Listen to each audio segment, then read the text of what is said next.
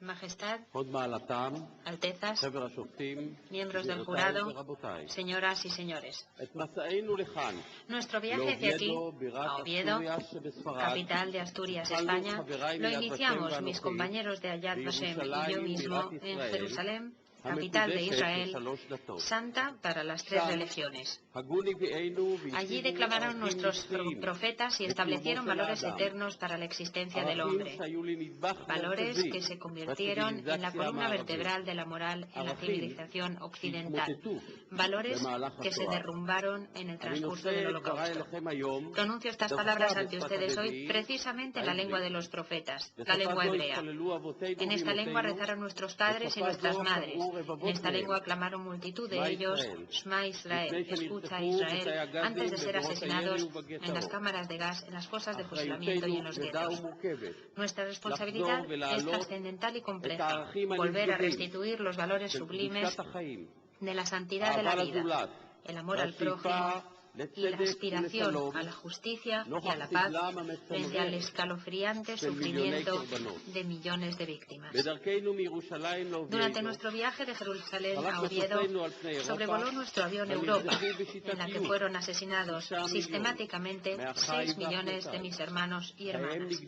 Sus vidas fueron cegadas, la totalidad de su legado, sus obras y su cultura destruidos. Ello principalmente por una ideología racista destructiva basada en el odio hacia los judíos y el antisemitismo.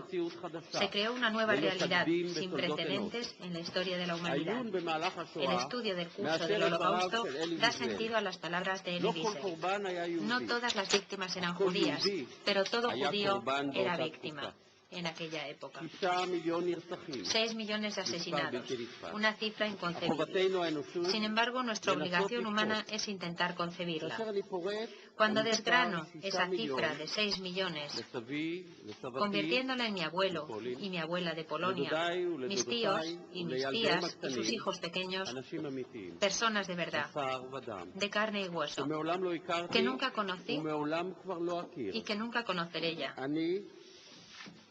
Entonces empiezo a concebir la magnitud de la pérdida.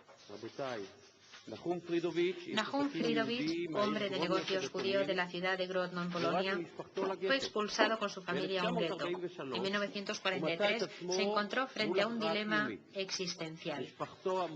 Sus familiares habían preparado un escondite a salvo de las acciones asesinas de los alemanes, pero la posible salvación de todos ellos corría peligro por el llanto de 3 niños pequeños, 2 de ellos nietos suyos. ¿Quién se iba a sacrificar para quedarse con los bebés? El abuelo Nahum decidió quedarse expuesto y acompañar a los niños en su inevitable camino hacia la muerte. La mayor parte de sus parientes fueron descubiertos por los alemanes más tarde y fueron asesinados también. Solo uno de los nietos de Nahum, un joven de 15 años, consiguió sobrevivir. Durante año y medio aproximadamente, aquel joven, Felix Zalman, de nombre, encontró refugio en un pequeño agujero bajo la casa de Jan y Janova Puchalski, una familia polaca cristiana. Al finalizar la guerra, no buscó venganza, ni desesperó de este mundo. En cambio, decidió Felix Landmann construir. Cursó estudios superiores, fundó una familia, inventó tecnologías y emprendió actividades económicas fecundas en 3 continentes. Pero no hay día en que no sienta dolor por el asesinato de sus familiares. Felix Landmann, nieto de Nahum Fridovich, en paz descanse, está aquí con nosotros hoy. Félix.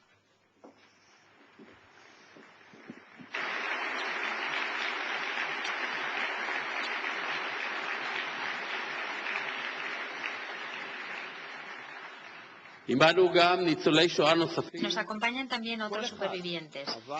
Todos ellos se han unido a nosotros con toda lealtad para conservar la memoria del Holocausto. Pero después del Holocausto decidieron escoger la vida. En nombre de los aquí presentes, en nombre del pueblo judío y, si se me permite, en nombre de los hombres civilizados de todas las naciones, valga mi saludo a vosotros, los supervivientes, y mi reconocimiento por vuestra elección. Sois testigos de la brecha del pasado y guiáis el camino hacia el futuro. El escritor español Jorge Semprún, que fue detenido por la Gestapo como miembro de la Resistencia, sobrevivió a casi 2 años de infierno en Buchenwald. Semprún encontró una misión en el mundo de la posguerra precisamente en el propio campo, en una pila de cadáveres de víctimas asesinadas de la que brotaba el balbuceo de un judío, más muerto que vivo, empeñado en pronunciar ¿por quién? Quizá por sí mismo, el Kadish, la inmemorial plegaria judía por los difuntos. En la agonía de ese judío anónimo encontró Semprún, madrileño, precisamente sentido a la vida. En sus propias palabras, contar esta muerte hasta el final, tarea infinita.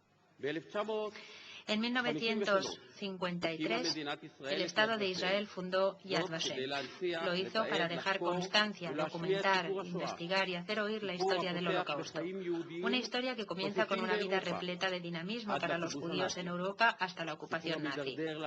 Una historia que se va degradando hasta la aniquilación masiva y sistemática, pero que contiene también la lucha por la supervivencia y por vivir de acuerdo con los valores del hombre judío y su obra.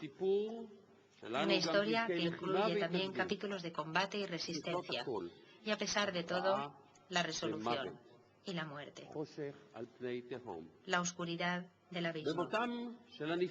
En la muerte de los caídos no hay consuelo, ni sentido, a menos que nosotros asumamos, temerosos de Dios, una responsabilidad histórica, recopilar del fondo de los armarios y los cajones las cartas, los objetos que expresan la identidad de las víctimas que fueron creados a imagen y semejanza, recuperar las facciones de su rostro, anotar sus nombres,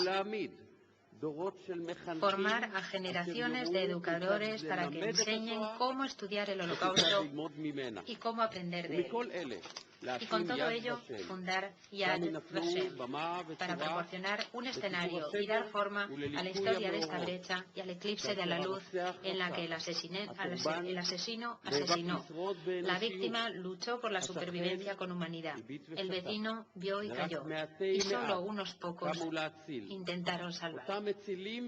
Esos pocos bienhechores de las naciones del mundo pusieron su vida en peligro y a veces la de sus familias para garantizar que en la más profunda oscuridad pudieran salvar a judíos. Ellos son los justos entre las naciones, valores de la virtud por las que se ha acuñado un nuevo concepto, entre los que encontramos también a españoles. Recordamos y conmemoramos sus actos y les saludamos.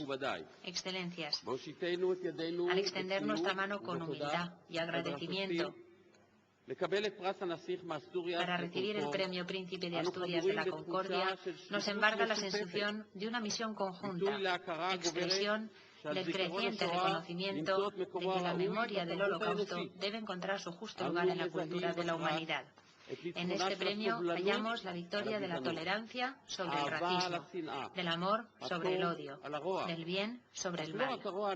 No solo la maldad nazi, histórica, específica y única, sino también la maldad que sobrevive y se renueva en nuestros tiempos del antisemitismo, el racismo y la xenofobia en todo el mundo.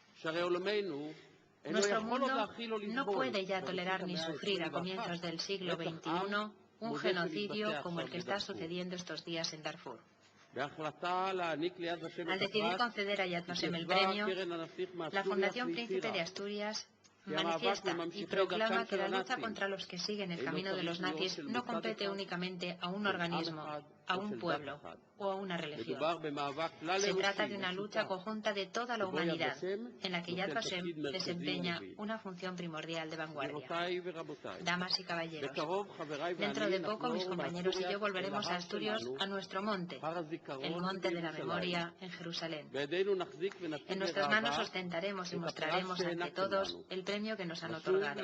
Volveremos a Israel reforzados por la esperanza de que la memoria del Holocausto sigue sigue calando ahora con mayor vigor en la conciencia internacional. Y gracias a esto estamos más cerca de que se cumplan las palabras de los profetas. Y convertirán sus espadas en rejas de arado y sus lanzas en hoces. Nación contra nación no alzará espada, ni se adiestrarán más para la guerra. Y convertirán sus espadas en rejas de arado y sus lances en hoces. Nación contra nación no alzará espada, ni se adiestrarán más para la guerra.